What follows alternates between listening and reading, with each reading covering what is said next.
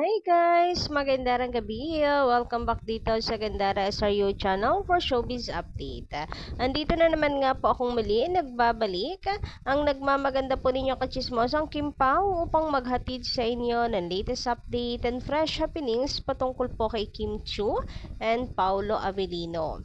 And para nga po sa gabing ito, ang tatalakayin natin at pag-uusapan ay hinggil naman dito sa pa-update nitong si Kimi and mukhang she's so very happy. So yan ang atin pong pag-uusapan at alamin. But before that, sa mga hindi pa nakasubscribe dito sa ating channel, maaari lamang na pindutin po ninyo ang subscribe button at ang notification bell na nandyan sa baba para mag-i-updated ka at ma-notify tuwing may bago tayong chika at balita hinggil sa Kim Pao. Basta mga balita po na may kinalaman kay Kim Chiu and Paolo Avellino, sagot na po natin yan.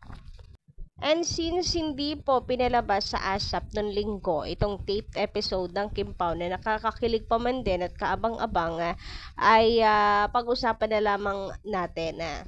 Kasi talaga namang nakakapanghinayang na hindi po nila ito ipinalabas. Pero sana meron pong kapalit na episode to, no? Sana may kapalit. Hindi nila nilabas eh. So, another abala sa Kim Pao, pero wala tayong magagawa. Ganun talaga, nangyari na ang mga dapat, hindi pala yung dapat mangyari. Nangyari na ang mga nangyari. So, let's just move on, tanggapin na ang importante, nagkaayos naman na at maayos na lahat. So, ayun, sabi dito, kasi ang hot topic naman dito is yung sinabi ni Paolo, diba, na everlasting. Sabi po dito ni Sao Duco, magandang gabi, shoutout po sa inyo. Pag galing kay Paolo, walang script yan. Pag mga ganyan na words, hindi siya pwedeng diktahan. Totoo na yung hashtag Kim Pao. Maraming words na pwedeng sabihin, pero yan ang sinabi niya. Totoo yan. Hashtag Kim Pao is love. So, pagdating kay Paolo Avellino, parang talaga magtitiwala ka sa mga sinasabi niya. Hindi siya kagaya ng ibang artista na dalawang mukha talaga. Kasi nilalaman talaga sila ng industriya. So, ganun talaga naman sa show business, guys. Halos lahat ng mga artista may dalawang mukha. Alam mo yun, peke yung pinapakita sa camera. Pero yung totoo, kabaliktaran yun sa tunay na buhay. Alam mo yung mga magpakilig, lalo na yung mga promo lang. So, si Paolo Avellino, ayan, tingnan nyo naman yun sa nakaraan niyang love team, di ba? Kaya nga may pagtampo na hindi man lang daw inamin. Kasi kung si Paolo Avellino, makikisakay guys, makikisakay sa show business, ano na yan, pwede yan diktahan. Dali lang naman sabihin na yes, we're dating. Yes, ganto, ganyan, etc. Pero si Pao, hindi. Hindi mo yan basta-basta yan, matitiklop ba? Kahit artista po siya. So, para sila ni Kimi, hindi sila nilalamon sa sistema ng show business. And doon mo makikita na talagang sila po ay mahuhusay na artista, kasi kahit hindi sila mapaikot at mapasunod na humahawak sa kanila is that alam mo yun, nananatiling nandyan matatag. Yung iba kaya, hindi po tumatagal sa industry. Sa ating opinion lang naman, based sa atin pong napapansin.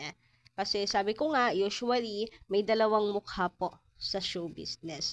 So, si Pao, siya, man of a few words. So, kapag nagsalita yan, totoo. Samantala, sabi naman dito ni Emelita Briones, sabi nga niya dito, simplihan lang si Pao. Pero lahat ng galawan at sinasabi ay bukal sa kalooban niya. Totoo lahat. But with pagpapakatao, guys, ha? Hindi naman si Paolo Avellino. Yes, hindi si Pao sugarcoating. Pero hindi rin siya at the same time walang hiya na hindi marunong magpakatao. Alam mo yun, nilulugar din naman niya. Pero when it comes to pag-ibig, love, isa lang talaga ang sagutan ni Paolo. Consistent siya sa pagiging sa sa kanyang opinion, pananaw, sa true love at sa marriage.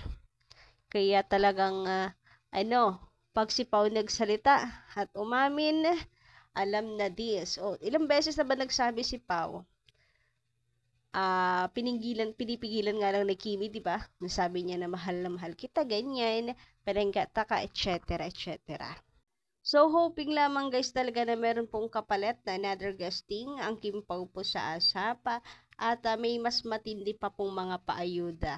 Uy! Grabihan, looking forward. Baka naman po, huwag niyo na po kaming pagdamutan.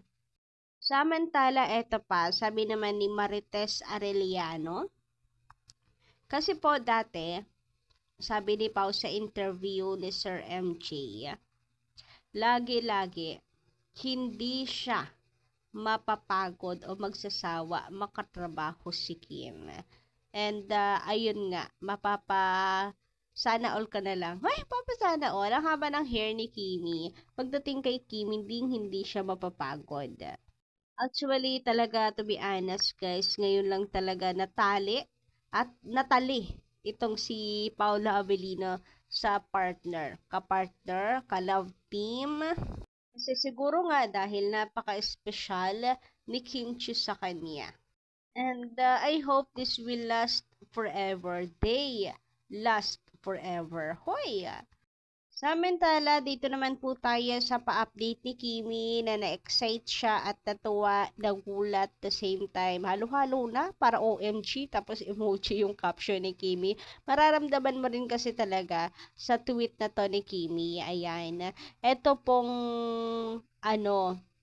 isang sikat na may-ari ng restaurant na bumisita at sinurpresa ang kanilang mga customers. Sabi nga dito, how lucky Gordon Ramsay is now in Manila and surprised diners with an appearance during lunch service today at his restaurant, Gordon Ramsay Bar and Grill PH. So, ayan, napa-OMG si Kimi. Natuwa siguro talaga siya at na-excite. So, ayan guys, ang update ni Kim Chiu ngayon. And alam niyo, ang kukulit po ng response, ng tweets, comments, na ating mga kapwa Kakimpaw fans. Mukhang nangangamoy dinner date? Oy, grabihan nga yun. Kimin Paulos, baka naman, konting update dyan. Paulo, nagpaparinig si Kimi, nagpaparinig. Charot lang, charot. Malay nyo, di ba? Makita rin ni Pau yung tweet na yun ni Kimi. Tapos, sa isip-isip ni Pau, gusto niya dito, okay, let's go. Sabay chat, sabay message kay Kim. Let's date. Ay! Lakas maka-Wattpad eh. Anyway, sabi nga dito, eto isa lang po ito ha. Ang dami. Dinner date na yan with Papi. Pinakasikat na chef si Gordon Ramsay and his books also are the best selling. Hashtag my love will make you disappear. Hashtag Kim Pao. Hashtag Kim Chiu. Hashtag Paula Avellino. And sa sobrang busy ba naman ni Kim and Paolo, deserve naman nila, diba, ng isang dinner date. Intimate dinner date. Intimate. Samantala mula naman sa komento ni Madam Princess Pagio. Agree po ako, Miss Gandara. Noon pa man, pangarap na ni Pao, si Kim. Naniniwala na ako kung kayo sa anumang mangyari ganyan ang Kim Pao. Sa tagal ng panahon, sila pala ang magkakatagpo. Please, Kim Pao, stay stronger forever and ever. Hoy, may pa forever and ever.